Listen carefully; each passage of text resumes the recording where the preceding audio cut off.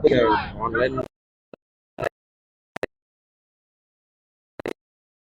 आज अर्धनग्न आंदोलन केलंय, काय प्रमुख मागणी आहे तुमची? यस, या सोलापूर शहरामध्ये सोलापूर महापौर निवडीवरून भाजपमधील राजकीय अन्याय तिथे केलेला आहे। जिल्ह्याचे पालकमंत्री जयकुमार गोरे, आमदार देवेंद्र कोटे, शहर अध्यक्ष रोहिणी तडोलकर व भाजपमधील प्रमुख लोकांनी मराठा समाजावर राजकीय अन्याय करून समाजावर मोठा अन्याय त्यांनी केलेला आहे।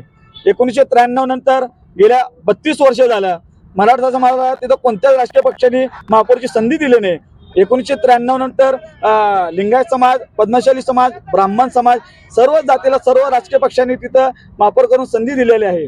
गेल्या महापौर निवडून आज 28 दिवस झालेले। 28 दिवस झालं मराठा क्रांती मोर्चाच्या वतीने आम्ही इथं सोलापूर शहरात 1 महिन्यापासून तिथं आंदोलन करत आहे।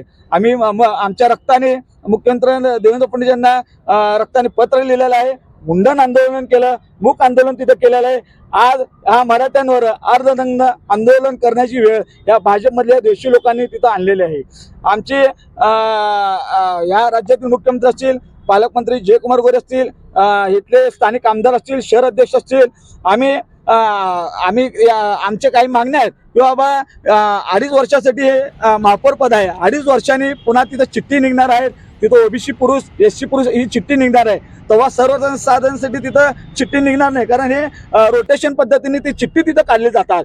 आपण एकतर महापौर विनायक कोंडेले यांचा राजीनामा घेऊन मराठा समाजाचं तिथं महापौर करावा किंवा 2.5 वर्षातले 1.25 वर्ष मराठा समाजाचा महापौर करून तिथं न्याय द्यावा।